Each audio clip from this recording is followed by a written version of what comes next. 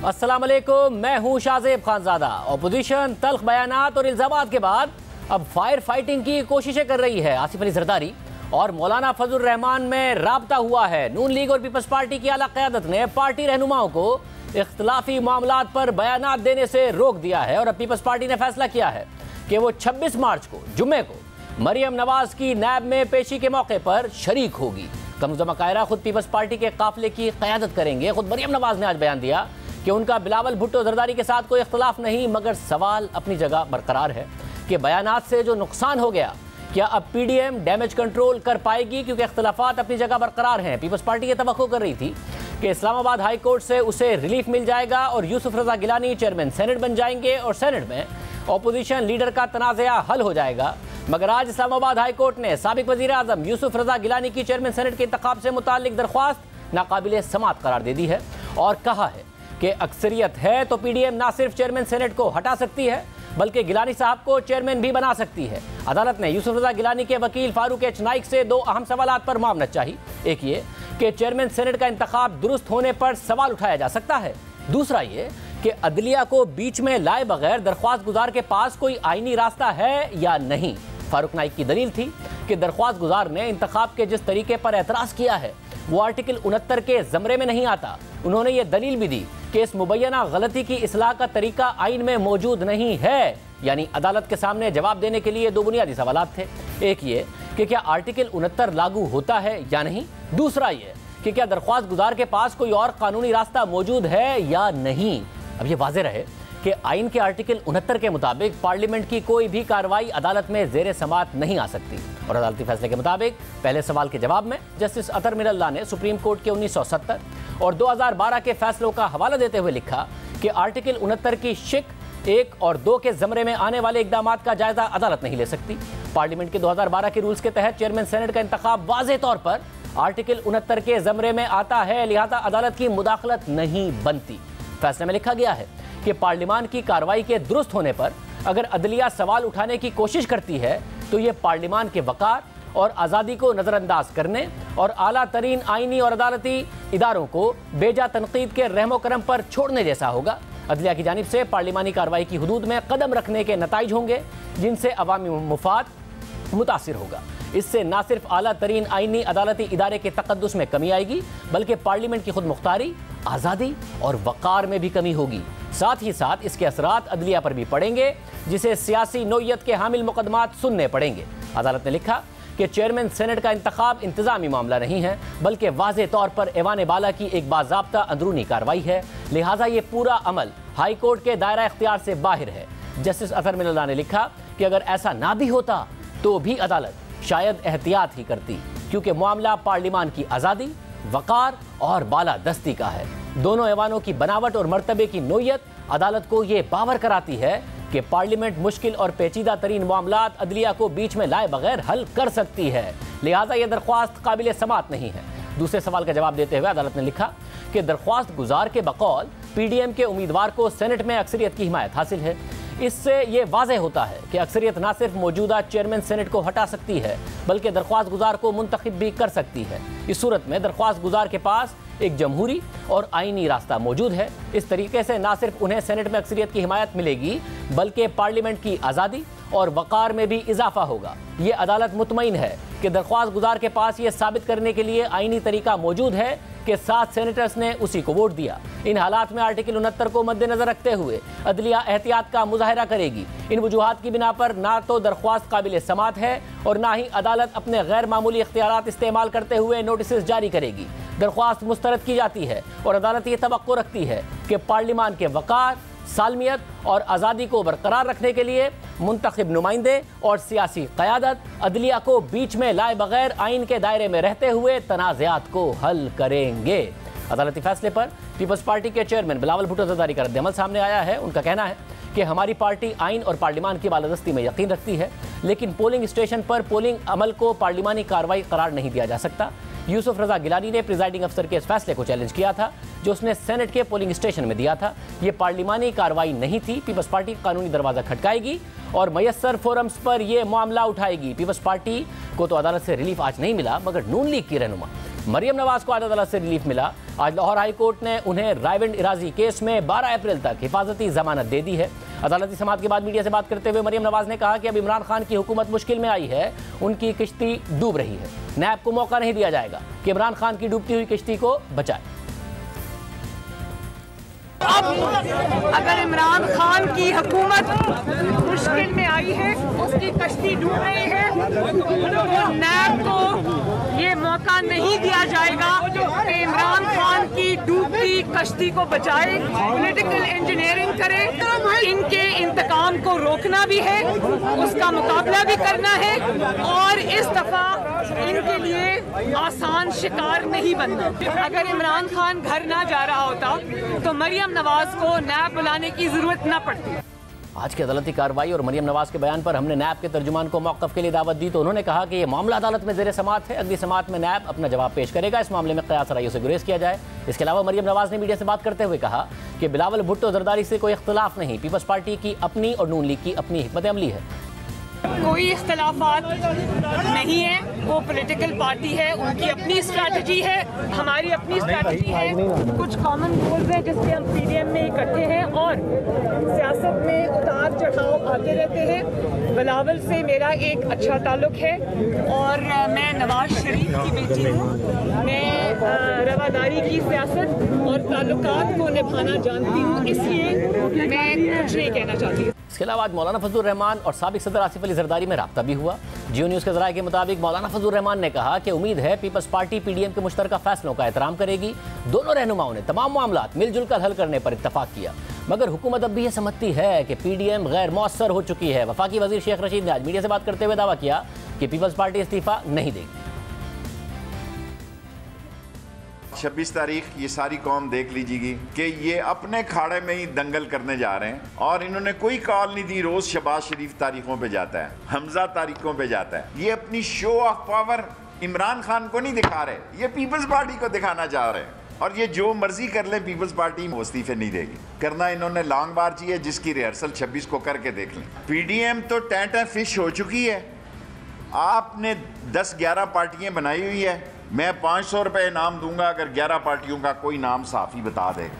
हुकूमत पर एतमाद है और आज मौलाना फजलुर रहमान और आसिफ जरदारी की बातचीत के नतीजे में जो सीज़ फायर हुआ है वो क्या सिर्फ 4 अप्रैल तक के लिए है। बात करेंगे एहसन इकबाल साहब नून लीग से मौजूद होंगे और उसके बाद कमरुज़्ज़मा कायरा साहब पीपल्स पार्टी से हमें ज्वाइन करेंगे। एहसन इकबाल साहब बहुत शुक्रिया। एहसन इकबाल साहब डैमेज कंट्रोल की कोशिश तो हो रही है मगर जो होना था वो हो गया। बड़े शदीद किस्म के बयानात एक दूसरे के बारे में दे दिए गए। जो आप निज़ाम बदलने की बात करते हैं पीपल्स पार्टी पर, आप उसी निज़ाम के साथ बैकडोर राब्तों का और एक मुतबादिल बनने का इल्ज़ाम लगाते हैं। पीपल्स पार्टी आपके माजी पर इशारा दे देती है जो कि बिलावल भुट्टो जरदारी ने दिया और मरियम नवाज ने उनके बारे में दिया। तो ये जो शक है ये इस पर 4 अप्रैल तक ही दूर हुआ है ना। पीपल्स पार्टी इस्तीफा नहीं देगी, आप फिर कहेंगे कि ये मुतबादिल है।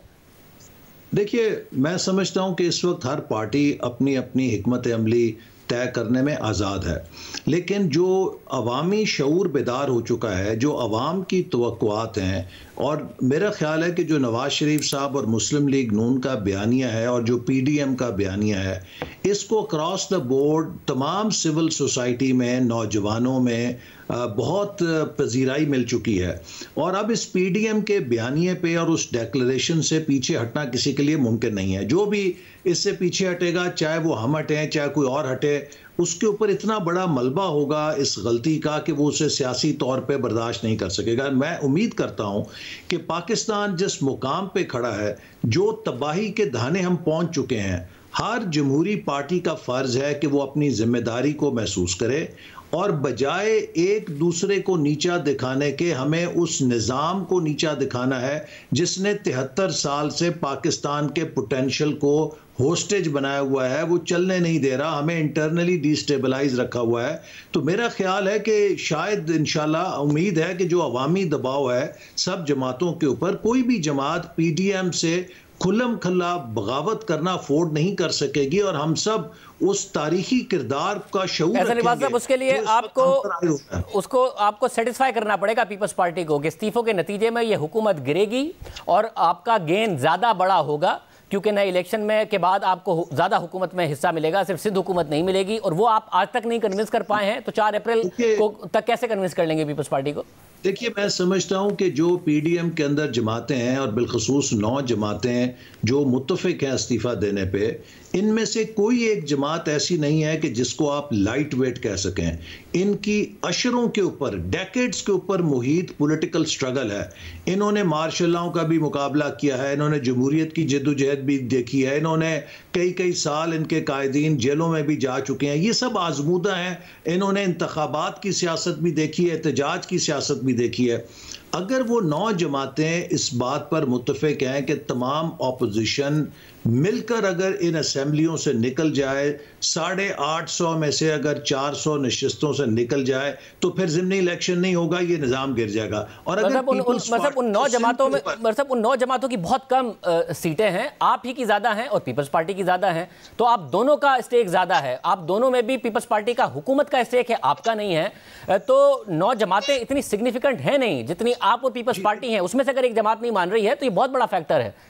नहीं, देखिए ना, हमने तो इसका भी हल पेश किया है कि इस्तीफे मरहला वार दिए जा सकते हैं और पहले मरहले के अंदर कौमी असम्बली से तमाम अपोजिशन मुस्ताफ़ी हो जाए। और अगर कौमी असम्बली से 161 अपोजिशन के अरकान यकमुश्त मुस्ताफ़ी हो जाएंगे तो फिर हुकूमत वहाँ पर बाई इलेक्शन नहीं करा सकती।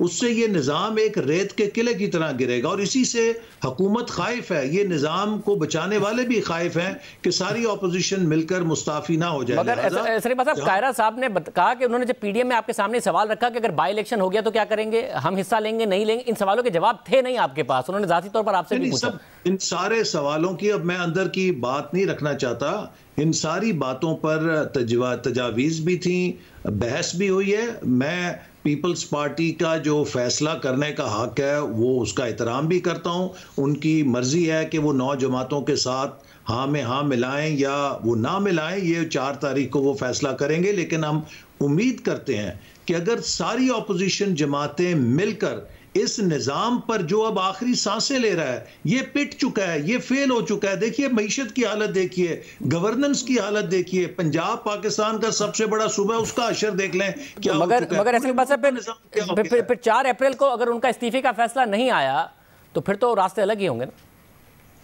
नहीं, उसके बाद जब वो हमें मुतला करेंगे तो ये भी इत्तफाक हुआ है कि इसके बाद एक सरबराही इजलास होगा और उस सरबराही इजलास में फिर पीडीएम की लीडरशिप जो भी अगला लायामल है वो तय करेगी। लेकिन ये बात मैं ज़रूर कहूँ कि ये नहीं हो सकता कि एक जमात असेंबलियों के अंदर बैठी रहे और बाकी जमातें मुस्ताफ़ी हों ताकि उसके ज़िमनी इलेक्शन के अंदर कोई और लोगों को मुतबादल पेश किया जाए। तो इस्तीफ़े तभी मुअस्सर होंगे जब सारी ऑपोजिशन मिलकर मुस्ताफी होगी। यानी कि तय हो गया ना, पीपल्स पार्टी इस्तीफा नहीं देगी तो आप लोग भी इस्तीफा नहीं देंगे, क्योंकि आपको ये डर है कि वो पंजाब में बाई इलेक्शन में पीपल्स पार्टी हिस्सा ले रही होगी, पीपल्स पार्टी बामुकाबला तहरीक इंसाफ हो जाएगा, आप लोग पीछे रह जाएंगे। नहीं, ये देखिए ना, हर जमात का हक है कि वो अपने मफाद को देखे। मुस्लिम लीग नून के अंदर ये सोच बहुत वाज़े है कि अगर एक जमात या पीपल्स पार्टी इस्तीफ़ा नहीं देती तो हमें दूसरी जमातों के लिए मुतबादल बनने के लिए अपनी नशिस्तों को हम खुला तो नहीं छोड़ सकते। हम भी सियासी शऊर रखते हैं, हमें भी नफ़ा नुकसान का पता है। इसीलिए हम समझते हैं कि हमें अपने जमाती नफ़ा नुकसान से बढ़कर इस वक्त इस मुल्क के निज़ाम को ठीक करना है और उसके लिए एक ही हल है कि सारी अपोजिशन मुत्तहिद होकर एक ज़रबे कारी लगाए इस निज़ाम पे, तो ये गिर सकता है। और अगर हम मुत्तहिद ना हुए तो फिर तारीख हमेशा हमें मुलामत करेगी कि हमने क्यों नहीं मुत्तफिक और मुत्तहिद होकर फैसले किए। बहुत शुक्रिया हसन इकबाल साहब हमारे साथ मौजूद थे। पीपल्स पार्टी का और मौलाना फजल रहमान की जमात का मौक़िफ़ मालूम करेंगे एक ब्रेक के बाद।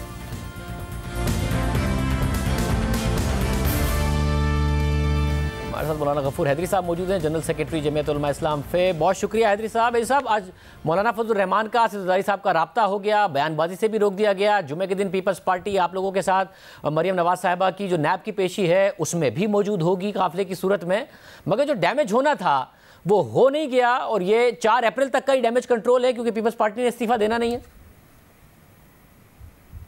बिस्मिल्लाहिर्रहमानिर्रहीम। शाह साहब, आपने बड़ी अच्छी बात की और बड़ा अच्छा सवाल उठाया। यकीनन आर्जी तौर पे तो नुकसान हुआ है, लेकिन इस नुकसान की तलाफ़ी जिस तरह मौलाना फजल रहमान साहब कर रहे हैं, ज़रदारी साहब से भी उन्होंने बात की, मियाँ नवाज़ शरीफ साहब से भी बात की, मरियम नवाज़ साहब से भी मुलाकात की और उनकी पूरी कोशिश है कि ये जो बयानबाजी शुरू हुई है ये रुक जाए और अल्लाह के फजल करम से, और आपने अभी बताया कि ये बयानबाजी रुक भी गया है, तो इंशाअल्लाह आगे अच्छे तवक्कुआत हैं कि हम मिलकर इंशाअल्लाह चलेंगे। मगर मौलाना तो खुद काफ़ी नाराज़ थे, उस दिन प्रेस कॉन्फ्रेंस छोड़कर चले गए, फिर बयान दिया कि पीपल्स पार्टी का रवैया गैर जमहूरी है। तो क्या मौलाना का अपना गुस्सा ठंडा हो गया है और पीपल्स पार्टी से उम्मीद पैदा हो गई है? देखिए, गुस्सा तो तकरीबन उस दिन सबको आ रहा था, मगर एक बड़े मकसद को हासिल करने के लिए गुस्से को ठंडा भी करना पड़ता है।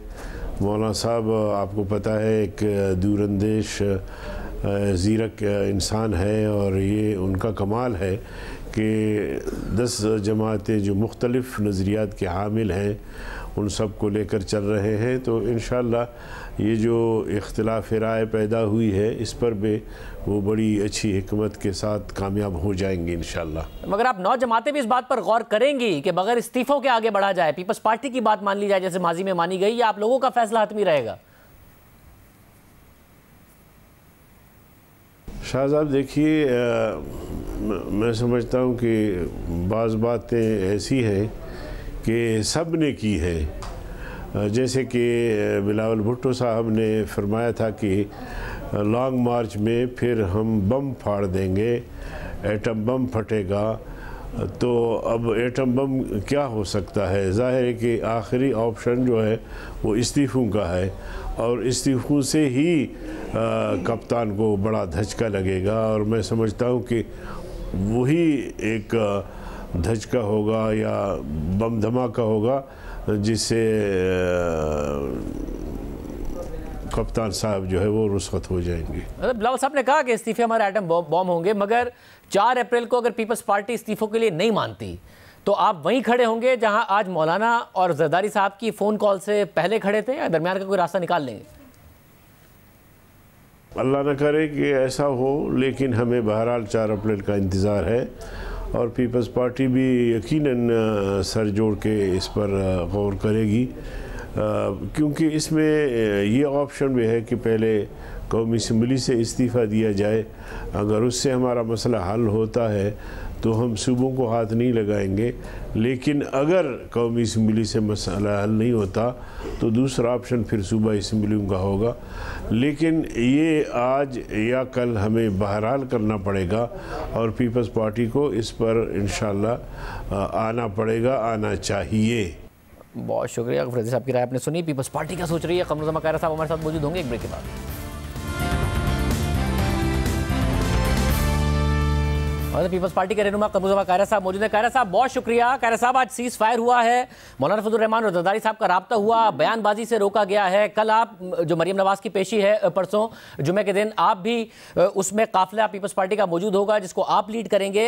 मगर हमारी बात हो रही थी हसन इकबाल साहब से भी, गफूर हैदरी साहब से भी, उम्मीद यही है उनकी कि 4 अप्रैल को आप इस्तीफे का फैसला करेंगे। तो ये सीज़ फायर 4 अप्रैल तक ही है, क्योंकि बड़ा मुश्किल है कि पीपल्स पार्टी इस्तीफों के लिए मानेगी, चाहे वो कौमी असम्बली से हो।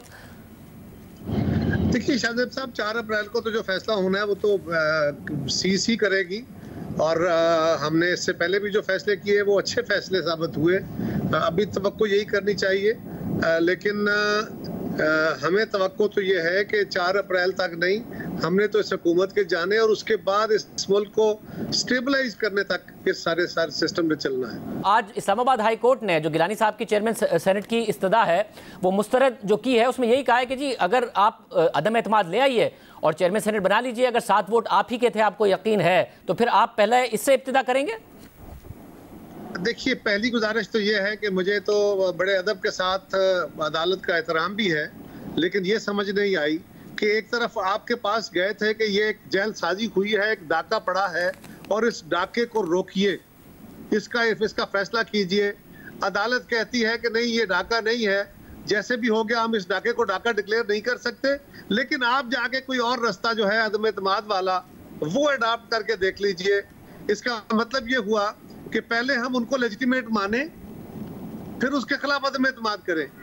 हम एक शख्स को मानते ही नहीं है कि वो जेन्युइन है, हम कहते हैं कि एक डाका पड़ा है, सारी कौम कहती है, सारा मीडिया कहता है, रूल्स ऑफ प्रोसीजर कहते हैं, और अगर अदालत की बात बिल्कुल दुरुस्त है, अल्लाह करे, लेकिन उसका मतलब ये हुआ कि कल अगर कोई शाहजेब साहब पार्लियामान के किसी फ्लोर पे बैठे वहां कोई ऐसा कानून पास कर दिया जाता है कि कमर जमान अगर असेंबली में आए तो असेंबली के गेट के ऊपर इसको फांसी लटका दो, तो अदालत उसमें इंटरवीन नहीं करेगी पार्लियामान के मामलात में, और पुलिस भी वहां नहीं आएगी क्योंकि वो पार्लियामेंट का मामला है।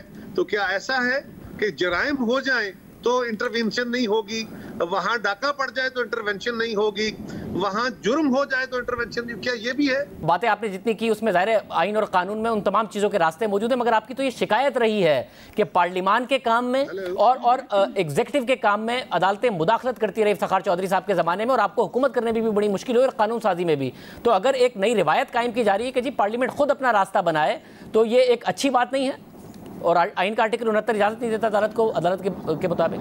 सवाल ये है कि अदालतों ने कौन कौन से फैसले नहीं दिए हुए, और हम अपनी दाढ़ी किसी और के हाथ में नहीं देना चाहते, लेकिन अगर एक जुर्म हुआ है और क्लियर कट हुआ है और वाज़े तौर पर डकैती है और अदालत सिर्फ ये जवाब दे कि जी ये है तो ज्यादती डाका है, इसकी रेमेडी ये नहीं है आप अदम एतमाद में चले जाएं। अदम एतमाद का मतलब है कि हम उनको पहले लेजिटिमेट माने और फिर हम उनके खिलाफ अदम एतमाद का वोट लाएं। मगर कायरा साहब, जो आपकी अदम एतमाद की बात है, क्योंकि कौमी असेंबली में तो अक्सरियत है नहीं आप लोगों के पास, पंजाब असेंबली में भी नहीं है आपके पास, तो कम से कम सेनेट में तो अगर 7 वोट आप ही के थे तो आपके पास अक्सरियत है, तो कम से कम अपनी जो सियासी पोजीशन है वो तो आप दुरुस्त साबित कर सकते हैं नून लीग और इत्तेहादियों के सामने, पीडीएम के सामने। ये बात का इशू है। सवाल ये है कि अदालत में हम अक्सरियत लेके नहीं गए थे, अदालत में हम एक जुर्म लेके गए थे, अदालत फैसला करेगी जुर्म हुआ है कि नहीं हुआ, मगर अदालत ने पड़ा है कि नहीं पड़ा। मगर अदालत ने कहा ना इनका आर्टिकल 69 रोकता है अदालत को पार्लियामेंट की कार्रवाई में मुदाखलत करने से। शाहजेब साहब, अदालत का हुक्म सारा आंखों पे, लेकिन इस मुल्क की अदालतें 1973 के आइन को बिल्कुल 18वीं तरमीम को जो सारी असेंबली से कौमी असेंबली और सेनेट से यानी पार्लियामान से इत्तेफाक राय से पास हुई थी, उसको सुना गया, उसको चैलेंज किया गया, उसको सुना गया, 19वीं तरमीम को सुना गया, बहुत सारी दफात में हिज़्बा बिल चैलेंज हुए, कई चैलेंज हुए, और क्या नहीं हुआ, हेल्ड इन बेस में रखा गया आइन। उन सारी चीजों पर तो आप मोतरिज रहे। अब तो कोर्स करेक्शन करें। इस्लामाबाद हाईकोर्ट के मुतादिद फैसले हैं जिसमें उन्होंने एग्जीक्यूटिव और पार्लियामान के मामलात में मुदाखलत से इज्तनाब किया है। अल्लाह करे शाहजेब साहब, इस मुल्क की अदालतें तगड़े होके अपने स्फीयर में रहे। हम सारे इदारों को अपने अपने स्फीयर में रखते हैं, लेकिन पार्लियामेंट का फ्लोर जराइम की फैसले करने वाला फोरम नहीं है। वो जुर्म और गुनाह के फैसले के अंदर सजा देने वाला या जजा देने वाला फोरम नहीं है। तो आप फिर क्या सुप्रीम कोर्ट में इसको चैलेंज करेंगे फैसले को? जो भी अप्रोप्रिएट एक्शंस हैं जी, इंटर कोर्ट अपील भी है, सुप्रीम कोर्ट भी है। बहुत शुक्रिया कमरुज़्ज़मा कायरा साहब का मौक़िफ़ आपने सुना। प्रोग्राम एक ब्रेक शामिल करते हैं, तो अब इस खबर में बात करें।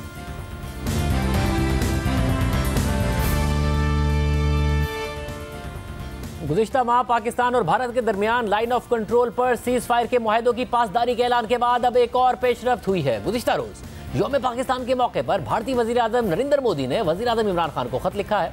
खत में सबसे पहले यौम पाकिस्तान के मौके पर मुबारकबाद दी है और लिखा है कि पड़ोसी मुल्क के तौर पर भारत पाकिस्तानी अवाम से खुशगवार ताल्लुकात का ख्वाहिशमंद है, जिसके लिए एतमाद पर मबनी दहशतगर्दी और दुश्मनी से पाक माहौल ज़रूरी है।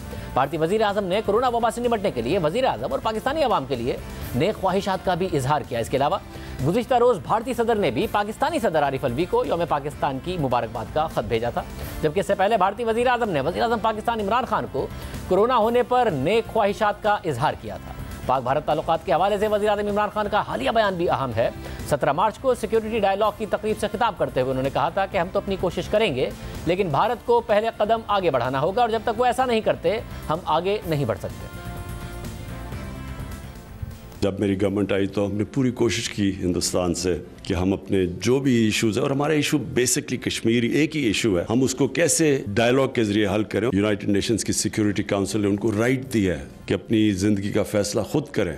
अगर वो राइट देते हैं तो ये हिंदुस्तान के लिए भी उतना फ़ायदेमंद है जितना हम पाकिस्तान के लिए। तो सबसे ज़्यादा अगर गुर्बत को दूर करना है तो हमारी ट्रेडिंग टाइज़ और हमारी इकोनॉमिक टाइज़ स्ट्रॉन्ग हो, हमारी रीजनल कनेक्टिविटी बढ़े, हिंदुस्तान को फ़ायदा वो भी कनेक्ट हो जाते हैं सेंट्रल एशिया तक। सिर्फ एक इशू है जो हमें रोक के रखा हुआ है इस वक्त तक, और हम तो अपनी कोशिश करेंगे, लेकिन हिंदुस्तान को पहला कदम लेना पड़ेगा, क्योंकि 5 अगस्त के बाद अब जब तक वो पहला कदम नहीं लेते तो हम अनफॉर्चुनेटली आगे नहीं बढ़ सकते वहाँ। वज़ीर-ए-आज़म के इस बयान के अगले दिन इसी फोरम पर बात करते हुए army chief general Qamar Javed Bajwa का कहना था कि माजी को दफन करके आगे बढ़ने का वक्त है, लेकिन बामायनी डायलॉग की बहाली के लिए भारत को साजगार माहौल बनाना पड़ेगा। Stable Indo-Pakistan relation is a key to unlock the untapped potential of South and Central Asia by ensuring connectivity between East and West Asia. The potential, however, has forever remained hostage to the disputes and issues between two nuclear neighbors. Kashmir dispute is obviously at the heart of this problem. It is important to understand that without the resolution of Kashmir dispute through peaceful means, process of subcontinental rapprochement will always remain susceptible to derailment due to politically motivated bellicosity. It is time to bury the past and move forward. But for resumption of peaceful process or meaningful dialogue, our neighbor will have to create conducive environment, particularly in Indian occupied Kashmir. इससे पहले 25 फरवरी को पाकिस्तान और भारत के director general of military operations का राब्ता हुआ था और दोनों ममालिक ने एक दूसरे के बुनियादी मामलात और तहफ़्फ़ुज़ात दूर करने पर इत्तफाक किया था, जिनमें यह रुझान मौजूद है कि वह हमको मुतासिर करें और तशद्दुद की तरफ बढ़ें। इसके अलावा दोनों ममालिक ने लाइन ऑफ कंट्रोल और दीगर तमाम सेक्टर्स पर मुआहदों, समझौतों और जंगबंदी पर सख्ती से अमल पैरा होने पर इत्तफाक किया था। पाकिस्तान और भारत के दरमियान 2003 के सीज़ फायर मुआहदे की पासदारी के ऐलान को अमेरिका ने भी सराहा था, लेकिन इस राब्ते के पस मंजर में होने वाली पेशरफ्त के हवाले से खबर रसा इदारे ब्लूमबर्ग में 22 मार्च को खबर शाया हुई। खबर के मुताबिक पाकिस्तान और भारत के दरमियान सीज़ फायर मुआहदे की बहाली दोनों ममालिक के दरमियान ताल्लुकात की बहाली की तरफ पहला कदम है, जिसके रोड मैप में मुत्तहदा अरब अमारात की आला शाही क़यादत ने किरदार अदा किया है। खबर के मुताबिक पाक भारत DGMOs के सीज़ फायर की बहाली के मुश्तरका एलामिया के ठीक 24 घंटे बाद मुत्तहदा अरब अमारात के आला सफ़ीर एक रोज़ा दौरे पर दिल्ली पहुंचे, जहां उनकी भारतीय वज़ीर ख़ारजा से मुलाकात हुई। सरकारी एलामिया के मुताबिक मुलाकात में खित्ते और बैनुल-अक़वामी बाहिमी दिलचस्पी के उमूर पर तबादला ख्याल किया गया। इस मुलाकात में पाक भारत सीज़ फायर मुआहदे पर वापसी को मुत्तहदा अरब अमारात की तरफ से महीनों से कराई गई खुफिया बातचीत में अहम संग-ए-मील करार दिया गया। इस बात की तस्दीक सरकारी ज़राए ने नाम जाहिर न करने पर की शर्त पर की। ज़राए का मज़ीद कहना था कि दोनों ममालिक के दरमियान ताल्लुकात की बहाली के दूसरे मरहले में पाकिस्तान और भारत अपने अपने सफ़ीरों को दोबारा तैनात करेंगे, जिन्हें तकरीबन 2 साल पहले भारत की जानिब से कश्मीर की 70 साला खुसूसी हैसियत ख़त्म करने पर एहतजाजन वापस बुलाया गया था। जबकि तीसरा और आखिरी मरहला जो सबसे मुश्किल होगा, उसमें दोनों ममालिक के दरमियान तिजारत की बहाली और मसला कश्मीर के दायमी हल के लिए मुज़ाकरात शामिल है। रिपोर्ट के मुताबिक दोनों ममालिक के दरमियान इससे पहले भी ताल्लुकात की बहाली की कई कोशिशें की जा चुकी हैं, जो इलेक्शन से पहले के बयानिए में दम तोड़ जाती हैं। भारतीय सरकारी अफसर के मुताबिक इस बार भी कुछ मुख्तलिफ होने की उम्मीद कम ही है और दोनों ममालिक के दरमियान ताल्लुकात की बहाली सिर्फ सफ़ीरों के तबादले और तिजारत की बहाली तक ही महदूद रहेगी। ब्लूमबर्ग में शाया होने वाली इस खबर के अलावा 19 मार्च को सऊदी अरब के वज़ीर मुमलिकत बराए ख़ारजा उमूर आदिल अल जुबैर का अरब न्यूज़ में एक इंटरव्यू शाया हुआ, जिसमें उनका कहना था कि सऊदी अरब खित्ते में अमन और इस्तेहकाम के लिए मुस्तकिल कोशिशें करता रहता है, यहाँ तक कि सऊदी अरब भारत और पाकिस्तान के दरमियान कशीदगी को कम करने की भी कोशिश कर रहा है। पाक भारत ताल्लुकात पर अहम डेवलपमेंट्स हो रही हैं, इस पर बात करने के लिए हमने वज़ीर ख़ारजा शाह महमूद कुरैशी को प्रोग्राम में शिरकत की दावत दी, मगर वो दस्तयाब नहीं थे। प्रोग्राम में ब्रेक शामिल करते हैं।